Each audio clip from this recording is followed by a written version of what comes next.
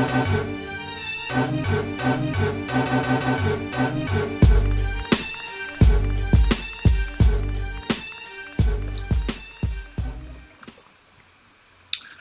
what's up, and welcome to episode 95 of Throwback Hoops. My name is Rob Clayton, and joining me as always is Woody V. Woods, how you doing, mate? Good, man. Kings got a win yesterday, so pretty happy and a great way to start the week. Always good to be back on the mic with you, brother. It's a pleasure, mate. So just a reminder where to find us. Please make sure you like, rate, and subscribe on YouTube. If you listen to the audio, please make sure you subscribe there. So, right, we're absolutely thrilled to have another very special guest this week. This man was a player coach with the Newcastle Falcons in the inaugural year of the NBL in 1979. He won back-to-back championships coaching the Canberra Cannons in 83 and 84, and then went on to coach with the Sydney Kings, helping to grow the NBL to its glory days of the 90s, and then went on to play a big part with the NBL expansion, and of course helping bring the Sydney Kings back after a 2-year absence. He is in the NBL Hall of Fame and will also be inducted to the New South Wales Basketball Hall of Fame this month. He is a man that Woody and I both greatly admire, and it is a huge Throwback Hoops welcome to Bob Turner. Thanks, Robbie, and thanks, Woody, and great to be a part of your 95th show. It's an absolute pleasure to have you on here, Bob. Hopefully I got all that right. There was so much on the resume there, so I had to make sure I got some of those facts right. So, all right. Well, one thing we do, Bob, is Woody and I like to sort of talk a little bit of a jersey and tell a little bit of a story there. So I might throw it to you, Woods. I can see you wearing a Sydney Kings jersey in honour of Bob there. What do you got for us today? Sure. Let me just stand up and you can take the audience through it. So that's an interesting one there. Super Mario, number 31, Mario Donaldson. That's probably a bit of a trip down memory lane for Bob there. Definitely. Someone, I've worn this jersey before, but I thought I'd wear it today because, Brad Rosen was on the show and he told us an interesting story about how you actually noticed Mario in the CBA and recruited him to come over here. So maybe I'll throw over to you, Bob. Why don't you tell us a little bit about how that process was and what are your memories of Mario Donaldson? Well, I was looking for a replacement for Dwayne McClain, and I went over to the U.S. and went to Iowa with David Atkins, who had provided so many players, Leroy Loggins, Cal Bruton, and he was a good mate, and he was a former coach in the NBL. So I went over to Des Moines to watch Mario play because he was high on bringing Mario out. While we're watching the games, he had about 20-odd players who were all trialing, playing some scrimmage games, and as we were watching, you couldn't help but notice Mario knew how to play and could handle the ball, could score, handle himself on the court.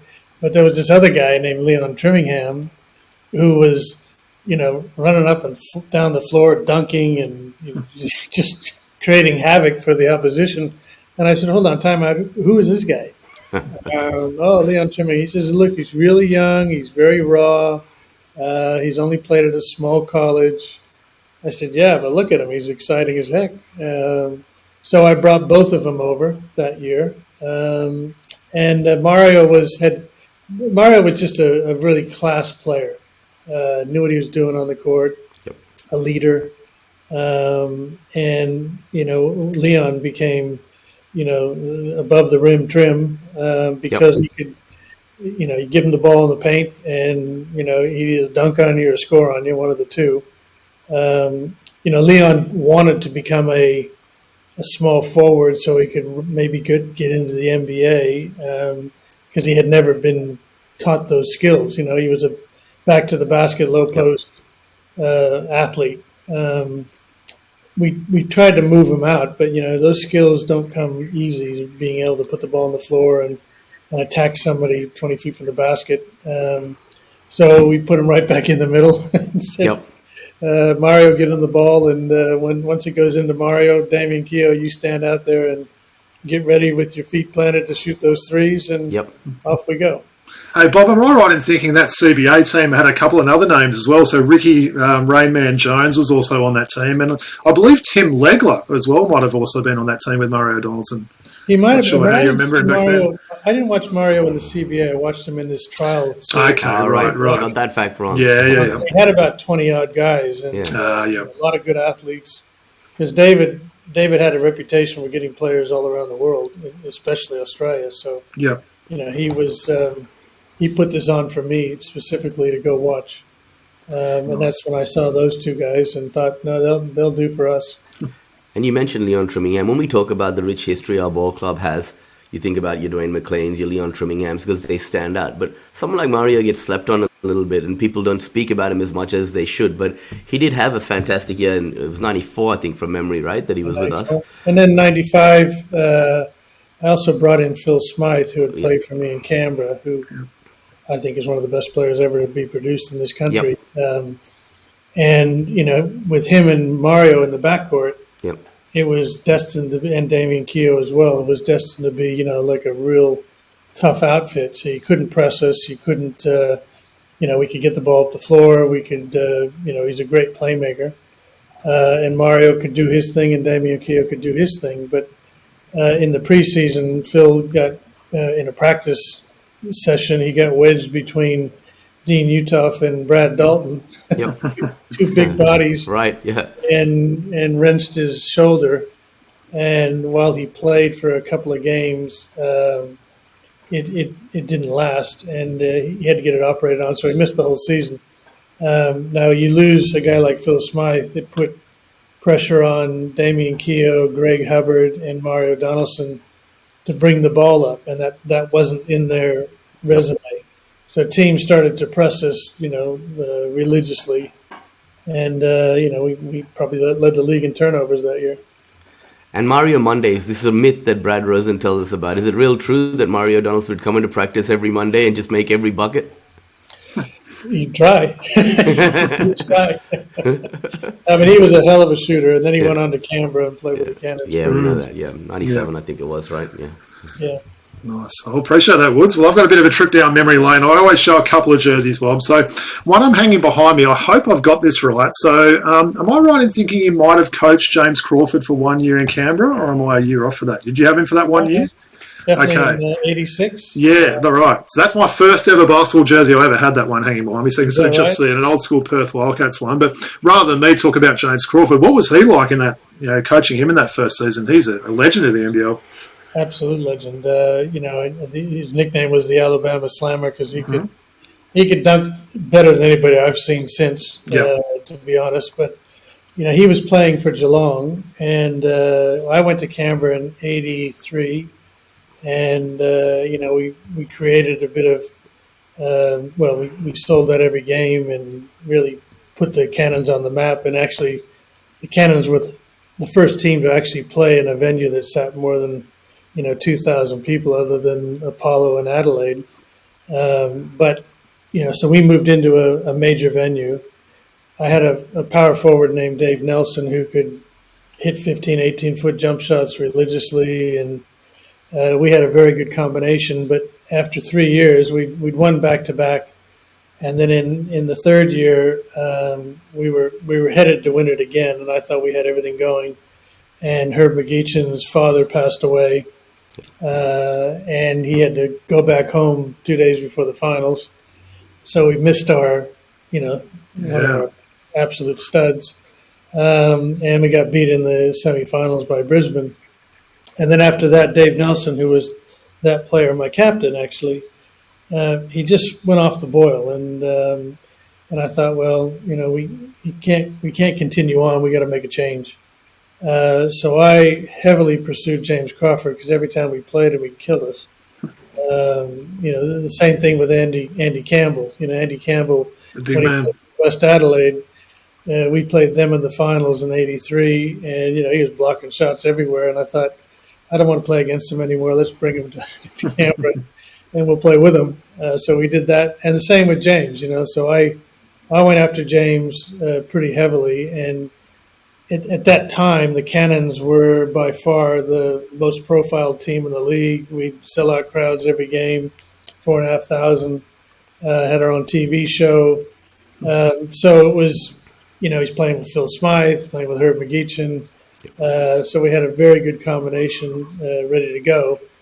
And he came in, and I remember we had the media there on game day at the Palace ready to meet James, the Alabama Slammer, and I had a reversible jersey on, or ready to give him, so he walked into the stadium and I threw the jersey onto him and I said, hey, put this on for practice. And he took his shirt off And I swear it was embarrassing because it was about the most absolute, specimen of a human being you could ever imagine. Muscles ripping and everywhere. And I thought, whoa, this guy is an athlete. He's still probably one of the best 2-foot dunkers I've ever seen. In that, like he didn't really jump off 1 foot, did he? But just those 2 foot, the way he used to get up there. I mean, he was banging his head on the backboard half the time when he'd be jumping. He was 1 foot, 2 foot, or no feet. Absolutely amazing player.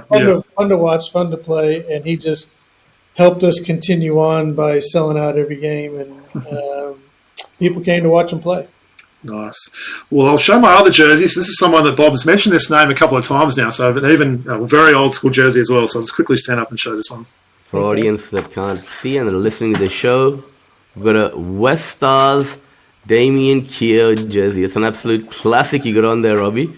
Where'd you find that one, man? I had that in the collection a while. It's a bit of a random one, isn't it? But yeah, I had to have a West Stars one in there to complete the collection. So I'll throw to you first, Woods, and I'll go to Bob. But what was your thoughts as a Sydney Kings fan, Woody, with Damian Keogh? Just that left-handed technique, as Bob said, he had such great players around him in those early 90s. So he just needed to stay open and make sure that he was there to catch the ball and let it fly from downtown. And we say this a lot about guys that were much ahead of their time. A guy like Damian Keogh would have thrived in the way the game is played today as well, right? Yeah. I mean, he was a big guy too, wasn't he? He gets forgotten. 3-time Olympian as well, so we can't sort of forget that. But what was he like as someone to coach there, Bob? You're obviously with him for quite a while there. Very, very intelligent. In fact, you look at his career now, he's the CEO of Hoyt's Media. He's very accomplished. He's a great speaker, just intelligent, and handled himself well on the court and off the court. And when he came up to Sydney, he played for the Bankstown Bruins before the West Stars. And the West Stars were taken over by the organization that renamed them. But it was just premature that what they tried to do was way too big for what Sydney was ready for. But Damian was, he just stayed at it. And as you said, a triple Olympian. But when I got to Sydney in '89, you had Steve Carfino and Damian Keogh in the backcourt, and they had kind of opposed each other before they merged to form the Kings. So it took some time to get them playing on the same page. But then I brought in Ian Rebilliard, who's probably more of a rugby player than a basketball player in his mentality anyway, and just a hard-working player. And he added that extra no nonsense to our team that kind of made everybody groove and work together. But Damian, especially when we had Dwayne McClain, if you got the ball to Dwayne, we ran a handful of dozens and dozens of plays just to get Dwayne the ball at a certain spot on the floor. And once he got it, if you didn't double team him, he's scoring because you couldn't stop him. And as soon as you doubled him, Damian would sit in that left corner or on the wing, and he'd have his feet planted with his hands ready. And, he's the kind of guy that would shoot 1,000 shots a day in practice, after practice, and just know that if his feet are planted and he's ready, it's a 60, 70% shot. Yeah. Once he had to put the ball on the floor, it was a little different like every player. But, if he was open, it was that's how he got the nickname 3-0 Keogh. But so I can still picture Rodney O, doing the 3-0 Keogh sort of thing after he'd drained a big three there. So. Great. I just remember also for any young kid learning to shoot, when I was a young kid, I was watching Damian Keogh shoot, the way he held the ball and he got himself ready. And I tried to copy his technique because I thought, this guy knows what he's doing. So absolutely. It was just elbow, wrist. Yeah, and perfect. It was the same every time. Yep. And, that's dedication and a lot of hard work. He was a good athlete, but not a great athlete. But as you said, Robbie, he's 6'3", 6'4", solid. He was a tough defender. You didn't beat him easily. And, when you put Damian Keogh and Tim Morrissey on the floor at the same time, then you add Brad Dalton. Defensively, we were pretty tough. That's it. I appreciate that. Well, yeah, that's a bit of a trip down memory lane with some jerseys there. But all right, we're looking forward to ask you some questions, Bob, and sort of go through and talk about how things started with you coming over here. So I wanted to maybe start with you. So just what I guess it was like for you growing up in Oakland, California. Who were your early influences getting into basketball back in the day? Well, when I was young, like anywhere from 8 to 14, I was mainly a swimmer, and I was a little guy, so I didn't grow. I was a late bloomer, but I had a bit of a gutsy attitude to things, so I could swim, and I was a 1,500 meter swimmer, so I could go a long time, but I was only a small guy. But I love basketball. But typical of America, you play baseball, you play basketball, you play football, and I also added swimming. And during those days, I mean, I would play with a lot of my mates. I had a hoop at my house that most people would do, the rim on the garage door. And then as I got to, I transferred schools when I was a sophomore. My year 10, I transferred. My parents moved to another city.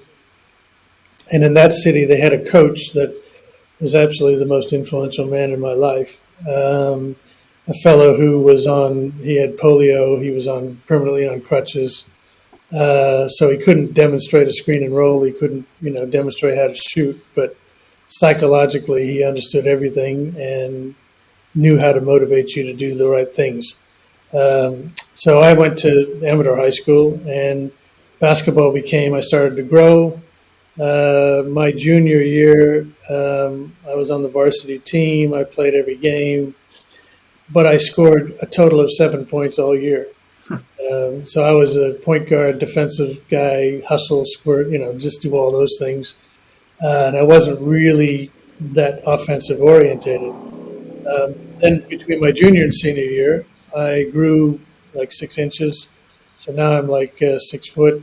And I'd always worked hard on my ball handling skills and be able to dribble. And so now I started working on shooting. And I'm like you, Woody. I'd sit in my garage with a big mirror above the washing machine, and I'd be, concentrating. How do you do this? So it was a consistent shot.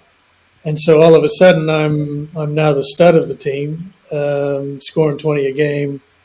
But right before the season actually started, we played like a dozen preseason games. We had our own tournament that we hosted because our team was fairly successful. And the day of the game, my coach called me in and he said, "You're not starting tonight." And I was like, "Whoa, what do you mean I'm not starting?" He said, "In fact, I'm thinking of kicking you off the team." And I was like, crying, and I'm 16 years old and I'm ready to go. And I said, "Why?" He said, "Because your attitude's changed. You think you're pretty good now, and you used to be my hardest working player, and now you think you can, just play, and you're a stud." I said, "Okay." Wake up call, yeah. It was a wake up call. So that night I got more floor burns than you could shake a stick at. I dove for everything. I hustled. I didn't start, but that turned my whole career, not only my career around, but it just taught me a lesson about life. Don't go like this. Go kind of consistent. And then I went to college. That got me a scholarship to go to college, which I played at UC Santa Barbara. And the fifth year, I redshirted 1 year because I was still growing physically. And then my senior year, I was captain of the team and playing, starting point guard. But halfway through the season, our college wasn't going to make the NCAAs. And so my coach decided he would start to play some of the younger kids to play them and give them some experience for the following year. So I went from playing 30 minutes a game to maybe 10. And, I was a walk-on. I'd busted my tail to get there. So I was, frustrated. And along comes a fellow who had graduated from Santa Barbara, but he had come to Australia on a teaching visa, an exchange program. So he was down at Bomaderry, school teaching, and then he was coaching the Shoalhaven Tigers. So he was looking for a big guy. My roommate was 6'10", and he had just graduated. So he brought two of his Aussie players with him, because they were a little bit of experience. So they're in my apartment talking about going to Australia and how good it was. And I thought, hey, I don't want to stop playing. Can I go too? And Gene said, yeah, you can come. Let me make sure I can, clear it with the administration, but should be okay. So I called my parents and said, I'm going pro in Australia. What did you know about Australia at that time, back in the late Where's 70s? Australia? That's Austria, right? Now. Yeah, I was like, Australia, okay, where is it again? Because back in those mid-70s, you just, globally, Americans were fixated on America, A Californian person didn't go even to Nebraska, let alone, go overseas. So, but that was, again, I said, I'll do it for a year because I want to keep playing. But my whole goal was to coach at university level. That's what I wanted to do. And then I came to Australia and, all of a sudden, you're playing for Shoalhaven. Then I became director of coaching for the state. And I kind of pioneered that job with the state body. And then the league opened up in 79. So I went up to Newcastle because the chairman or the president of both New South Wales and Australia was also the president of Newcastle basketball, Doc Rasky, who founded the league. So I had known him during my days as the state director of coaching. And when he was pushing to start a national league, he was also recruiting me to go to Newcastle.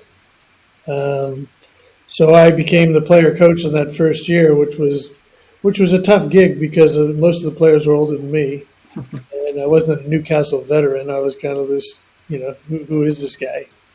But it was a challenge that I loved, and we were competitive and good experience.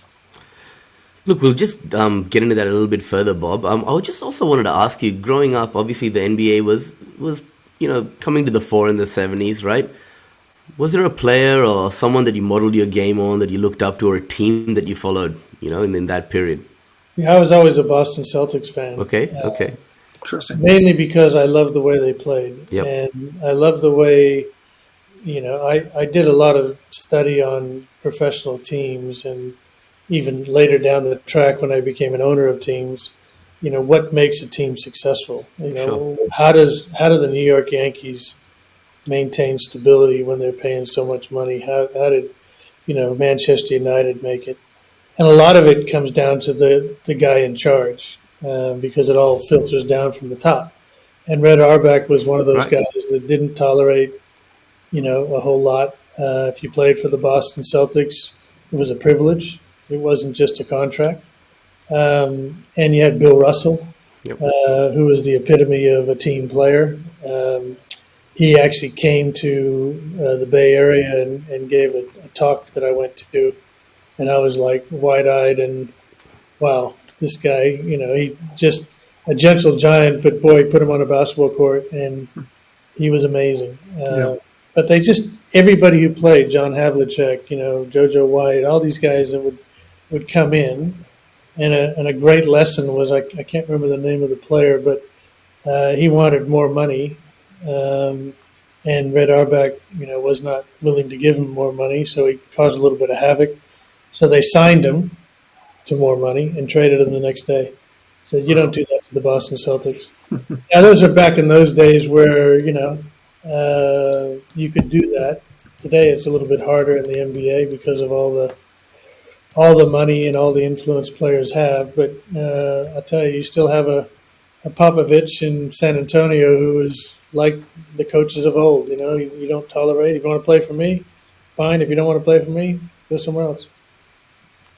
No, fair enough. It's good to see Popovich still doing his thing after all these years, right? And he got a huge bonus this year. Yeah, he certainly did. A 7'5" bonus. Yeah, a 7'5" bonus. Well, Woods, you want to? So I mean, let's talk about that 1979 when you were appointed player coach. What was that dual role actually like for you? I know you mentioned it was a bit difficult to adapt to that. And what are your memories of your early years in the NBL? Right? It was exciting because now we're playing, in a national league. So in a place like Newcastle, who had a very strong history of success in basketball anyway, but now you're playing. If you think about the local area of the Hunter Valley, rugby league was the main game, and it was Cessnock versus Maitland versus Scone or whatever, but it wasn't Newcastle. Now all of a sudden, and then there was the soccer was playing at the time, so the Newcastle KB Raiders was the big team in Newcastle at the time, playing in the NSL or whatever the league was called at the time. So I knew that we had a chance to really do something special in Newcastle. I don't know if I was ready. I was only 25. I don't know if I was ready to be a player coach of a senior pro team with guys older than me, but, okay, I'll give it a go. And, we found that in that first year, by playing in a national league, Newcastle all of a sudden was on the map, because this week Adelaide comes to town, next week it's Melbourne, next week it's Sydney. Whereas prior to that, it was a state league in New South Wales where, there was Shoalhaven Tigers, there was a Wollongong team, there was a few teams in Sydney, Newcastle had a few teams, and that was it. But now you're playing National League and representing Newcastle. So we had a chance to really build it up. My second year, I was still director of coaching for the state at the same time, so that was a full-time, travel the state, giving coaching courses and camps and clinics and all those things, and writing programs. So it was like I was full on. So the next year I thought, no, it's too hard. I'll just play, because I didn't want to stop playing. I'll let somebody else coach, and I'll keep director of coaching for the state, and let somebody else coach. So in '80, there was a guy that was brought in that, didn't quite fit the bill, and he wasn't what Newcastle wanted. So the next year I said, look, I'm ready to quit playing, and traveling is getting to me. I was still young, but I didn't want to play anymore. I just wanted to coach. So I said, I'll stop playing. I'll be your head coach, but I'll also give up the job as director of coaching and just focus on Newcastle. So that's what I did. And then Newcastle, I also got involved in the marketing, more heavily involved in the marketing side of it, because we wanted to fill our stadium and build a bigger one. Can you recall if there were any other player coaches back in the day, Bob, in the NBL? There's not many. Richardson and West Adelaide. Okay, yep. And later on, Cal Bruton as well, right? Cal did, yeah. But it's a hard thing to do. Oh, I can't imagine. Yeah. You got Shane Heal even did it for a little bit. Everybody else. Shane Heal did it for a little bit at the Dragons, I think, as well, right? I think you're right. Yeah. But not too many, because it's not an easy thing to do. No. Especially in today's world. I mean, I still sometimes watch games and I think, you don't need 15 assistant coaches. You're the coach, make the decision and call the game. But that's me as an old school coach that, had two really good assistants always and everywhere I was. But we didn't need a team of, cast of thousands. So, Bob, I'm interested to hear about those first few years with the Cannons. So we've mentioned, obviously, back-to-back champions there. If I'm right, I believe they were one-game series, right, in those two grand final wins you had. And I think they were maybe 2-point wins in both of them there. But talk to us about those back-to-back wins. So 40 years on now, what things have stuck with you about that time with the Cannons? Canberra Cannons they recruited me to come from Newcastle. And I took the job on because they're playing in a venue that sat more than 2,000 people. And it would be the first team to actually play in a venue that wasn't designed for basketball. The National Indoor Sports Center at Bruce, which was part of the Institute of Sport, was a great venue.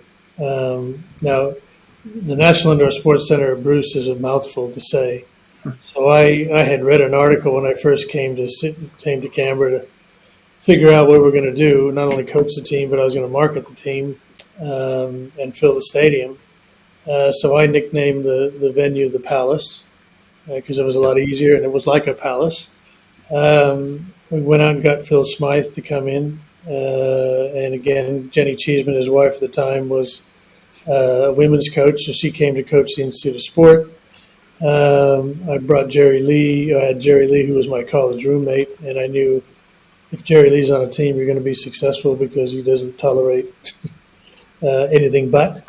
You had Herb McGeechan, et cetera. And so you had the makings of a good team. And you just had to mold it right and create this environment. And off the court, I kind of said, okay, we need to promote the Cannons as the number one sports team in the whole city.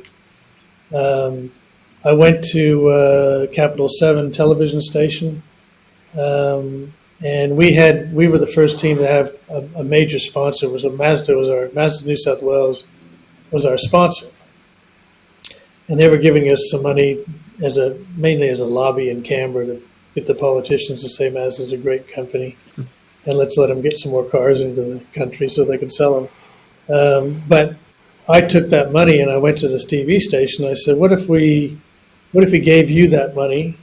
Would you put us on TV every week? They said, yeah, that's a good idea. It was a local Capital 7. Kerry Stokes was the owner of the TV station. So it kind of went to him, and he said, yep, let's give it a go. So we developed Hooked on Cannons, which was a weekly show of not only our game, but whatever footage we could get of other games, we'd cut it down. And it was a 1.5 hour show on a Saturday from 12 to 1:30, which was also right before the AFL was played on Capital 7. Mm.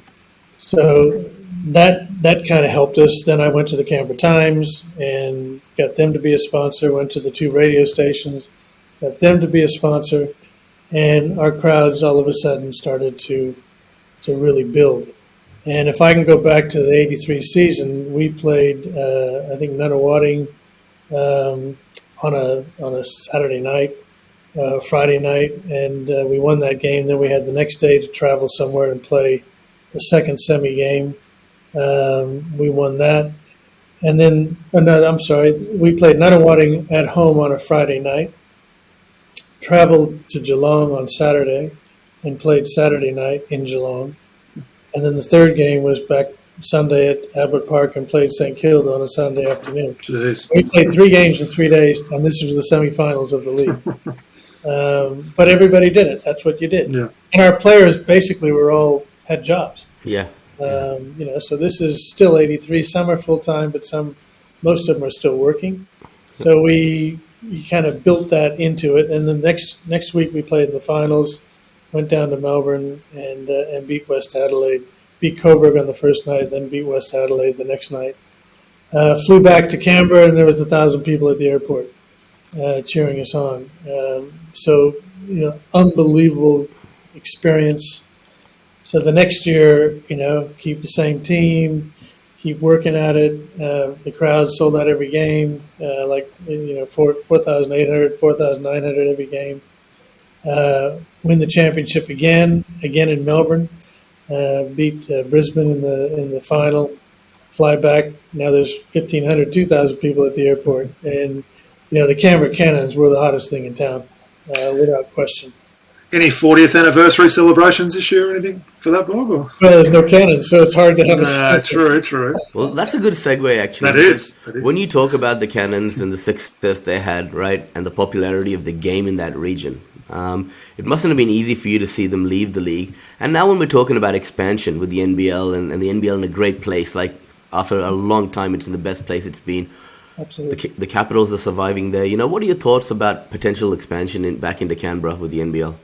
I don't have the same positive vibe that teams of that kind of city size can make.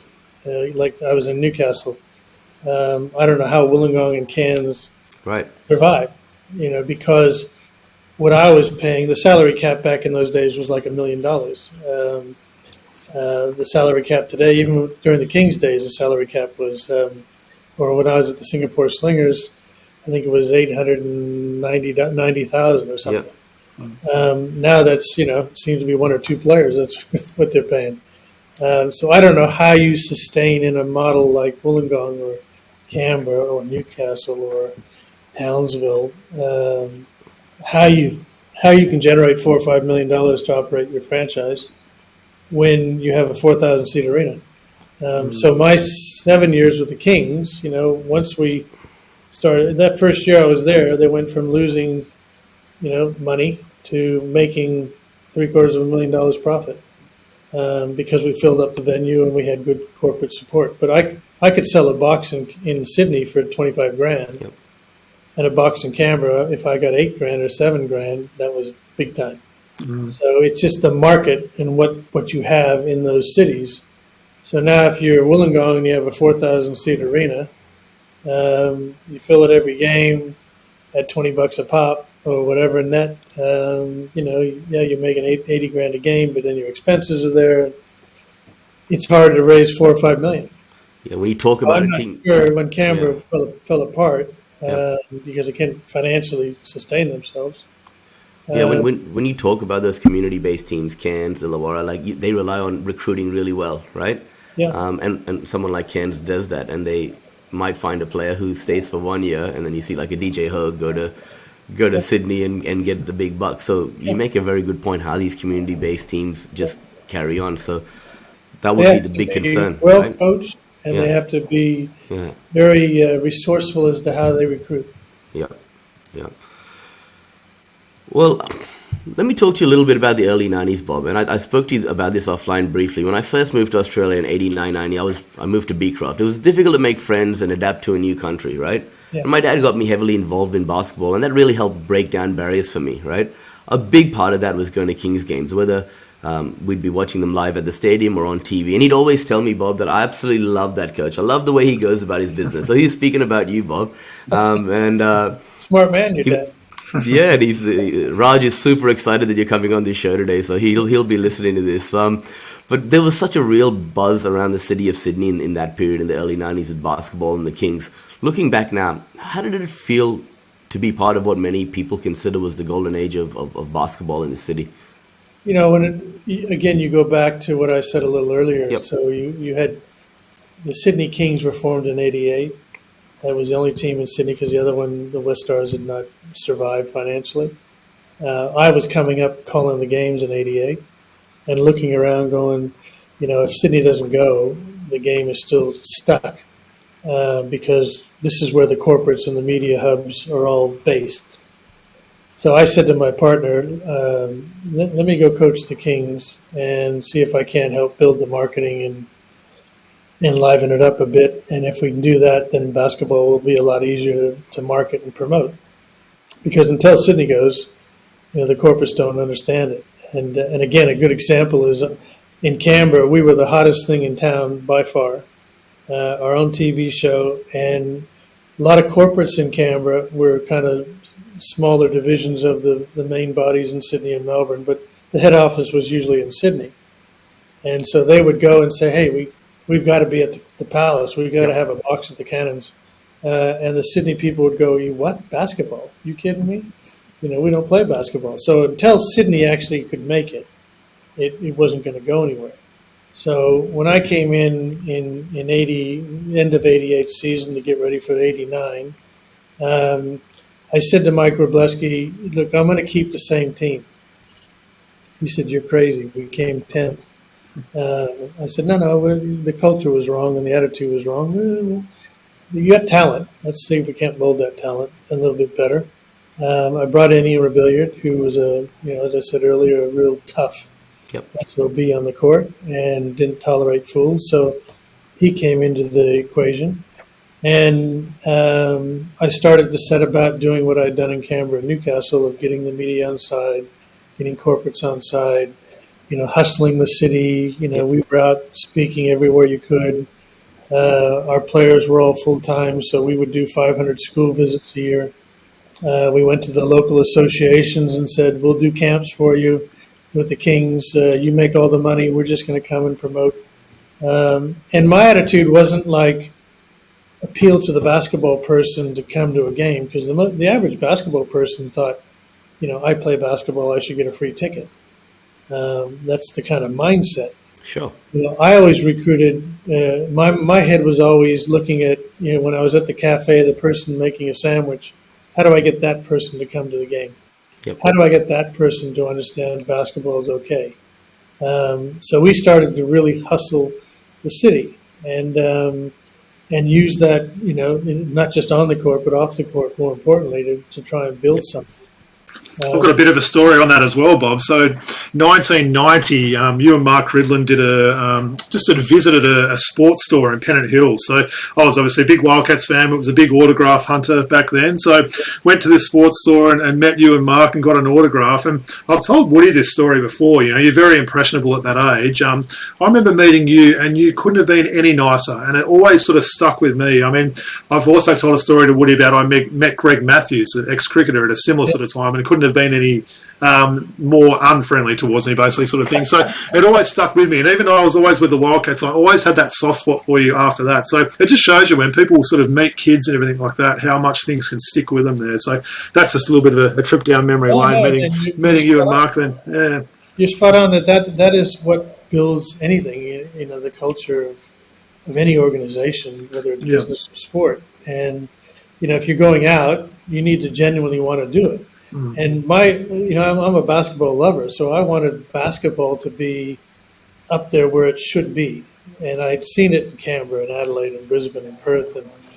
And Sydney was no different. The ingredients were there. It's just a matter of how you can create a spark, and off you go. So in that season, halfway through the year, we're now on top of the league with the same team. Yep. Same players. And so for me as a coach, that was my, it was to me like I took a team and I actually coached them. And we got to the top, and then Mark Dalton busted his knee, I think with about 5 or 6 games to go. So we lost him for the season, and he was a key part of what we were doing. We got to the semifinals against Canberra, and we played at home first at Homebush, and we lost that game. But that was the infamous game where Steve Breeny headbutted Damian Keogh on the sideline. Now, you always look for something that's going to be a spark. That was the spark, because the headline was, coach headbutts player. The next morning I was on the Today Show with Steve Liebman and Liz Hayes saying, "Can you believe it? No coach has ever done that in the history of the game." And they were playing it up. So all of a sudden the Sydney Kings were on the map. We had some good crowds, but we were really appealing to similar, like people who like basketball. And so that put us on the map that all of a sudden, and I remember in the Daily Telegraph, which I still have on my wall in my office at home, a picture of our players going down the Hume Highway, and every player had a different helmet on. And, the swing tag on the helmets said anti-headbutt gear. So all of a sudden we've now hit it there as well. So they beat us in the semis. But that put us on the map. The next year we moved to the entertainment center, and everybody says, "You'll never duplicate the atmosphere. It won't work. It's too big." But Mike and I and Lorraine, we kind of all said, "Look, it's the ingredients are there. We'll just, if we get 7,000 or 8,000, it's better than 4, and we'll build from there." And within 2 years, we sold out every game. Because it's in the city, it was exciting. It was fun.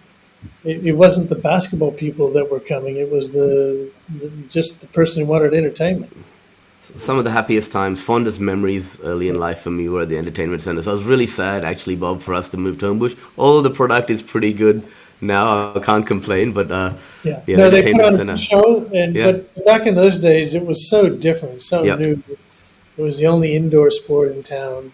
And to me, it was like, okay, now we're building something. Channel 10 saw what we were doing, and so they came in and bought the TV rights. Mitsubishi took over the league's naming rights. The league took off, and it was really that catalyst of the Kings finally making it, because every other city had done it through the 80s. And my whole attitude wasn't, if someone was a season ticket holder, great. But I just wanted people who, I'd meet so many people because I was out and about a lot. I don't like basketball. Do you like entertainment? Oh, yeah. Well, come to a game. You'll be entertained. You'll have fun. If you don't come back, that's fine. But what they didn't do is go and say, "God, I went to a Kings game. It was terrible." They went and said, "Boy, basketball's not my game, but boy, that was fun." So the word of mouth was spreading by everybody who came, because there was a lot of novice people who come for the first time. I mean, Dwayne McClain on a big billboard in the middle of the city, right? I mean, when are we going to see that again, right? That was just unreal. So let's unpack that a little bit further. Obviously, after keeping that team together, you brought in the likes of Dwayne McClain, right? Which is, the kind of guy that would put bums on seats, a bit like James Crawford, right? Yes. One guy I want to speak about, we spoke about Mario Donaldson, but a guy that also gets slept on a little bit is the Chief, Ken McClary, right? I absolutely love the way he went about his business. And you talk about McClary and McClain playing together. I remember those times so fondly. So why don't you tell us a little bit of what was he like, Ken McClary, off the court as an individual? How was it like coaching him? He was a tough man. Yeah. And I'll never forget two stories about Kenny. Yep. He came back his first year. He was playing with us, and he was.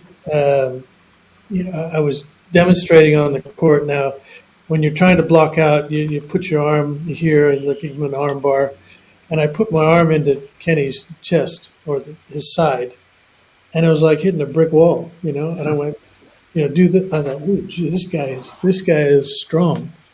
After 1 year, the second year he came back, he wasn't in the best of shape. So I said, you better get in shape or we're going to drop you. We put our strength and conditioning coach in and started to work him out. And he went to the weight room and the strength and conditioning coach said, okay, I forget, you lay on your stomach and you kind of bend your knees and pull a weight towards you. I can't remember the name of the actual strategy or the actual weight machine. But Kenny, they put it on halfway, and he was just bing, bing, bing, bing. They put it all the way on full weights, and he bing, bing, bing. And the strength and the conditioning coach said to me, that guy has a lot of fast twitch fibers in his body. So he was like tough. And if you needed a bucket, and you had Kenny McClary and Dean Utoff in the front court, and Dwayne McClain, you just created havoc. And he was fun to coach. Not the easiest guy to coach, like Dwayne. Dwayne was, Dwayne had been a bit of a mercenary playing around the world. And we ended up recruiting him to come because I could see what he came out with the Kareem Abdul-Jabbar tour. And I watched him and I thought this guy could play. So I hustled to try and get him to come to Sydney. And really, within 2 years, he was the Michael Jordan of Australia. He had his own shoe with Reebok. We had McDonald's ads. Was doing commercials with him. McDonald's was doing commercials with him. So once again, he became like a star, and rightly so, because he not only could play, but he knew how to play it up. Yeah, I mean, I don't think that we're ever going to have that scenario where a basketball player has that kind of profile in Sydney possibly ever again, right? So I don't know if anywhere. I mean, I look at the kind of players like this. Where's the Leroy Loggins? Where's the Cal Bruton? Where's the? We tend to turn them over pretty quick, or loyalty is not really, that strong. I mean, I could go back to my 7 years coaching the Kings, and Tim Morrissey, Damian Keogh, the Daltons. You kept stability by your core, and then you'd bring in. From pieces. Steve Carfino to Dwayne McClain to Leon Trimmingham, but you would always add a piece that would help you to get to the next level. But those two guys, Dwayne and Kenny, were great to have on the squad, and then we just kept going. So, Bob, we like to put our guests on the spot or each other on the spot a little bit here on this show. Which famous NBA veteran who's recently retired is Ken McClary the father of? Oh, Trevor Ariza, yeah. Nice, I like it. That's an easy one. Trevor used to come to the gym every day. Shoot with his dad. Yeah, nice. Yeah. And you could see he's a gym rat. He loved it. And then all of a sudden he's in the NBA, and you go, whoa, how'd that happen? But he was tough. Yep. Venezuela, I think he's got some background from, right? Kenny McClary, right? Yeah, he went over there. Yes. Yeah.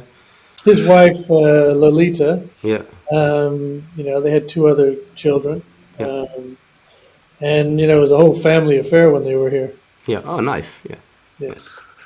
So, Bob, I wanted to ask you, obviously you've coached against, played with, and, coached so many just legends of the game over the years. I wanted to give you a pretty tough question here. I wanted to see if you could name an all-time starting five for all those players that you either coached, played with, or played against there. What do you got for us?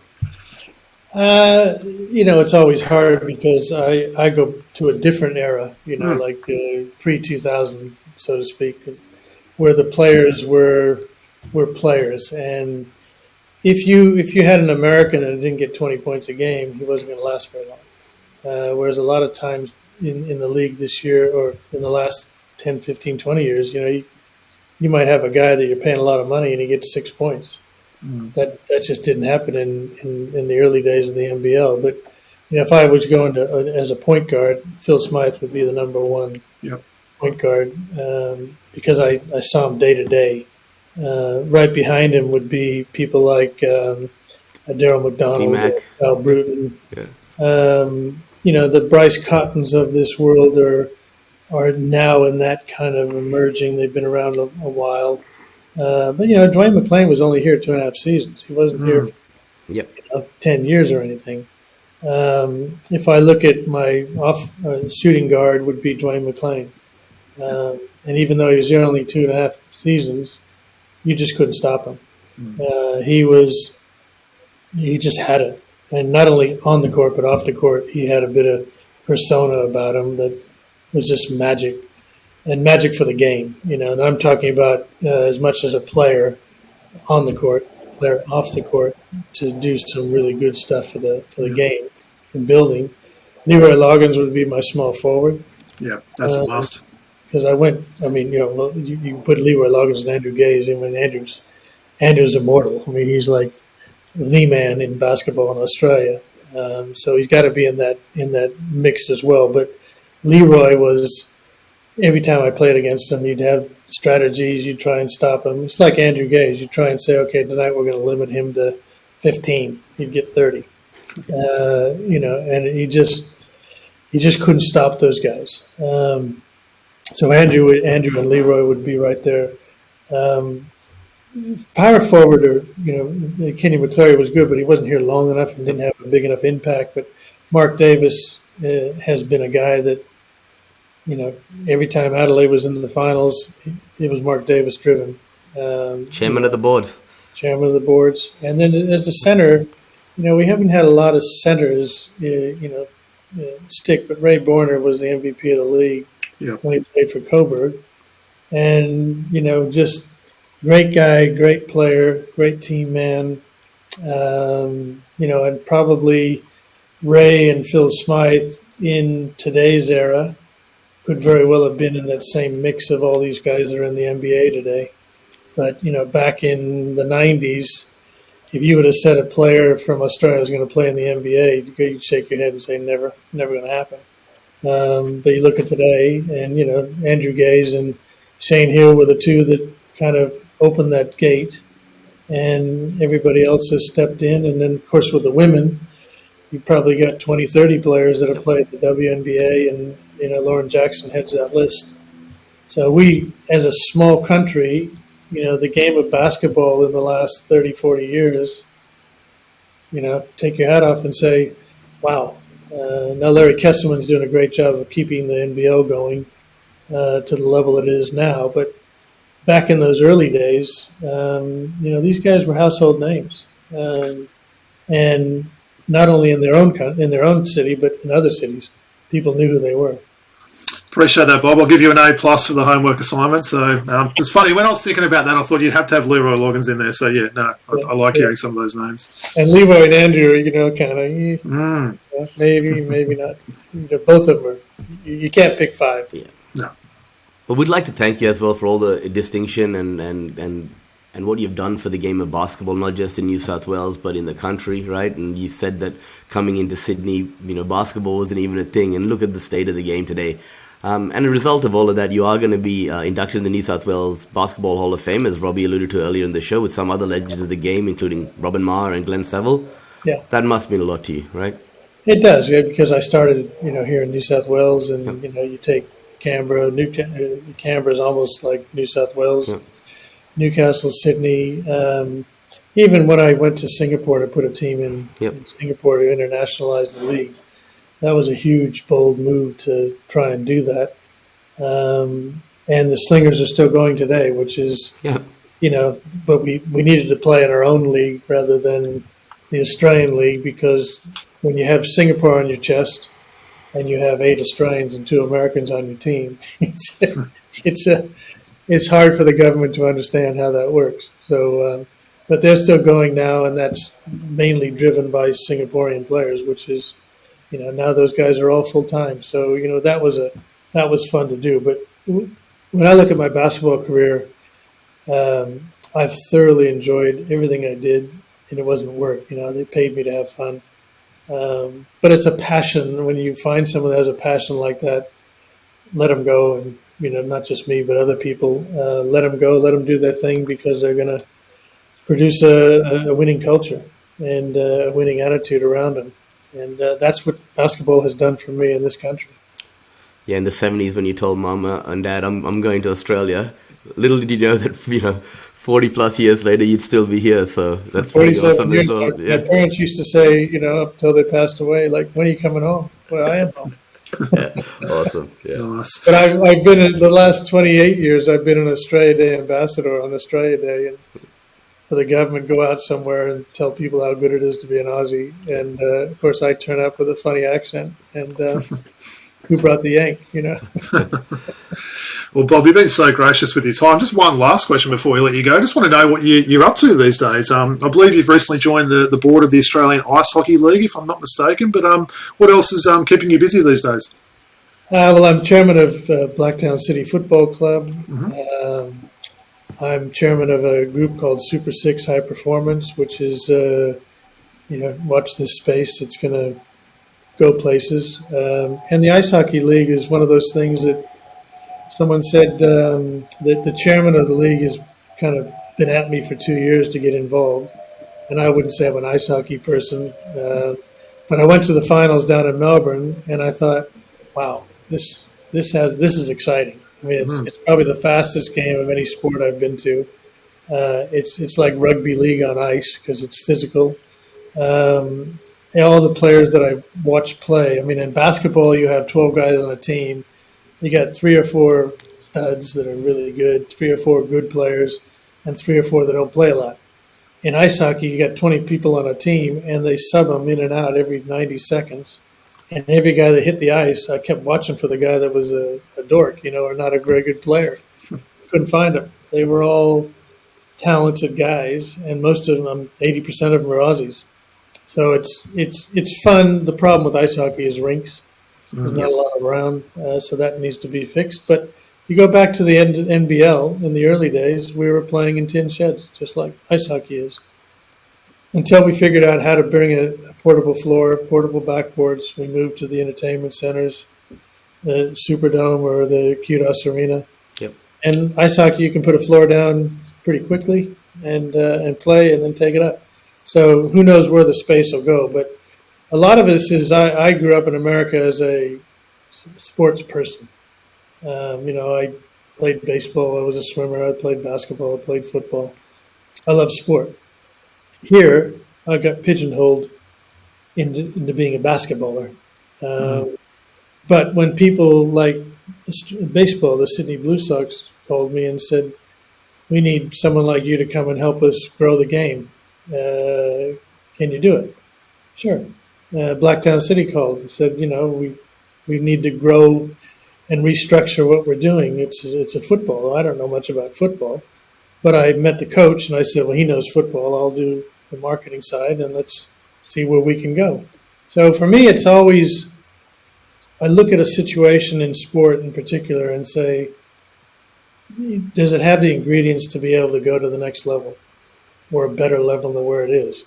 And you get your whiteboard out and put the pros and cons. And if the pros are bigger than the cons and you can move some of the cons across, well, then why not have a go? So it always reminds me when I first came to Australia back in 1976, and I turned up at Bomaderry Basketball Stadium to play our first game, and there was 15 people in the stands, and I'd come to Australia to play pro basketball. And I thought, well, this is not good. And some guy yelled at, "Have a go." In fact, he said, "Have a go, you mug." Yeah. And I thought, "Have a go." Now that's a hell of a line. And that's really been my mantra for 47 years, get in and have a go. And if someone says you can't do it, well, let me test it. That's awesome, Bob. Well, look, we're just getting to a really quick outro. So, look, before I do that, just wanted to really thank you for your time today. I know Woody and I have both been really looking forward to this one. Really mean what I said about that story back in 1990, meeting you and Mark. So these things sort of stick with you there. So it's great to come full circle and have you on our 95th episode. So just a reminder for people, just to please make sure you like, rate, and subscribe on YouTube or wherever you listen to your podcasts. We can also be followed on Twitter or X, whatever you want to call it these days, at Throwback Hoops, Instagram throwback.hoops, and our email address throwbackhoopspodcast@gmail.com. Bob, are you sort of active on socials or anything like that? Can people sort of find you, or have you got any sort of plugs you want to sort of put out there? Just a Facebook page, and you can find me at Blacktown City Australian Ice Hockey League, Super Six, a variety of places. But I'm old school. I like to shake hands with people. Nice. Oh, we love that. Well, really wanted to thank you again. Woods, you want to give us a final word? Yeah, look, I mean, Bob, you're such a big part of my childhood, right? And what Robbie said about him meeting you in the sports store and me seeing you in interviews and things, I thought he's a really good guy. And actually meeting you in person, what a great human being you are. And you've had a huge impact on the game of basketball in the city and on me and my family. And can't thank you enough for coming on the show and giving up your time today. So it means so much to us. Absolutely, my pleasure. And I can tell you both are very, very genuine in your comments, and I appreciate that. And hopefully people will listen and start to plug in to listen to more of what you do, because you guys know what you're doing. Thanks, Bob. Appreciate that. All the best with the Hall of Fame as well when that comes up on a couple of weeks' time. So, thank you. All right. Well, it's a big peace out from the Throwback Hoops crew, and thanks so much again, Bob. Thank you.